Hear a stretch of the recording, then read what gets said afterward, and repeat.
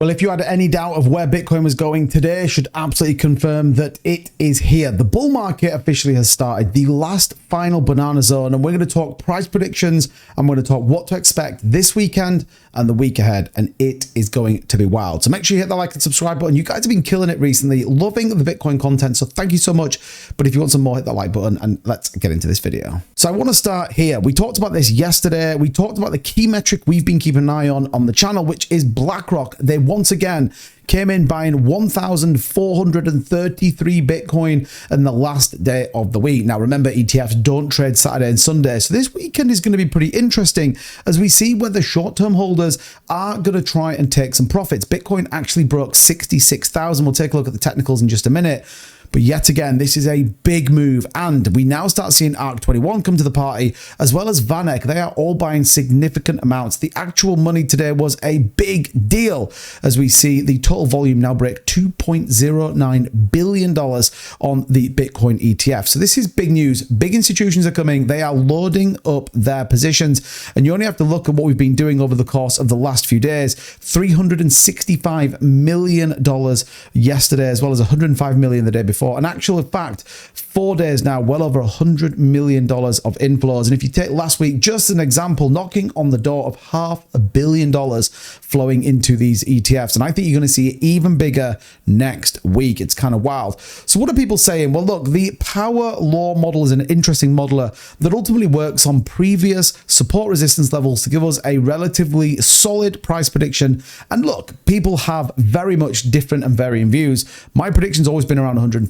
to 160. That may get revised given the inflows into those ETFs, given the stimulus of $100 million being put into the Chinese economy, as well as basis point cuts and much more. You kind of start to think about, well, am I undervaluing this bull market, especially with BlackRock buying the amount of money they are? So you kind of get this. What does it tell us? The resistance support bands were derived by taking linear regression of historical Bitcoin price to derive a power law. The power law is just a straight line to represent the correlation between Bitcoin's price and time. Now, what does that tell us? Well, look, if you were to go to back end of this year into the early part of 2025, the predictions are a few. $100,000 would be, I guess, the linear regression. 35 is the super bearish, everything collapses, and the upper levels of the resistance would be around 376K. So we can argue if a general market cycle is here, you're going to trade anything between around $100,000 and $375,000 for a single Bitcoin.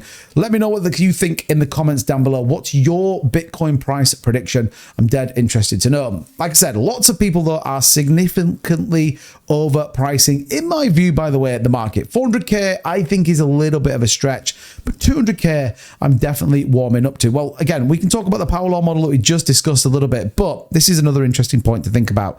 They're entering the final pump of the Bitcoin cycle. Cycle top is expected around September to October 2025 with a personal price target between 200 and 260,000. And again, you can keep an eye on what's going on in here. And this takes us through the halvings and previous cycles. And the cycles generally last between 48 months and a little bit shorter. And like we always say, history doesn't repeat itself, but it generally rhymes. Well, 48K is taking us to up and around that $200,000 to $260,000 price model. And here's the thing though, to get there, you've got to have sentiment, you've got to have market moves, and you ultimately you've got to have retail investors that want to come in. Well, retail investors aren't in yet, but CEOs of Cantor Fitzgerald are giving a very interesting view around Bitcoin as how it should be a commodity like gold and oil.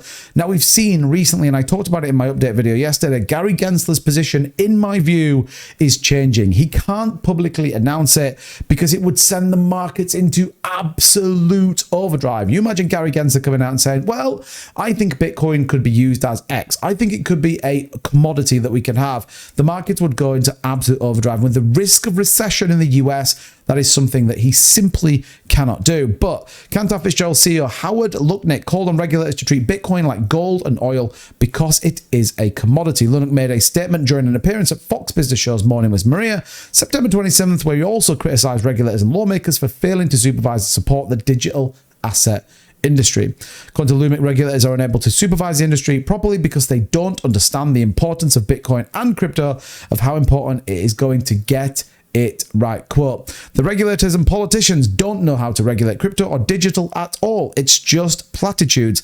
They have no idea what they are talking about. And ultimately, they're trying to regulate it as they would regulate any other financial market, but not doing a good job. Again, go back to that BlackRock purchasing. They are buying well over 7,000 Bitcoin in a week. Well, they definitely know what they're doing. And in my opinion, positioning themselves for what is going to be the most historic move in Bitcoin's history this coming bull market. You have to take a look at the price, and we can confirm now on both the daily, the 4-hour, and equally on a smaller time frame, we broke that important break line that we've been talking about at 64,485, and we broke it significantly with volume, RSI trend to the upside, as well as the divergence going to the upside as well. This was where we should have been, by the way. This line here, negative 4% on the price of Bitcoin. And remember, we talked about it yesterday, in history, we've never had a bearish October when September has been so good.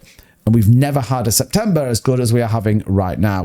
If you think about where we currently sit, you only have to go back to very early on, September the 1st, where we entered the market at 59,000 to rally at the top is a 12% gain. Again, this is a big move and one we've not seen in history. So what do we expect right now? Well, look, I've talked about this continuation up to retesting this higher level of around this 68,000. That's our next break price point. And you may think, well, 2-bit, that seems a little bit optimistic. The reality here is it isn't that far away from where we sit. You think about now, it is a 3.5% move, and we could do that in a 24-hour period. Now, it's not going to happen this weekend, but watch out. Next week is going to be crazy. Not only are you going to see significant purchasing from many, many big people in the space, and ultimately in some of these big institutions, we also had the Fed minutes from the September FOMC. We've got core CPI, which my prediction is it comes out good again.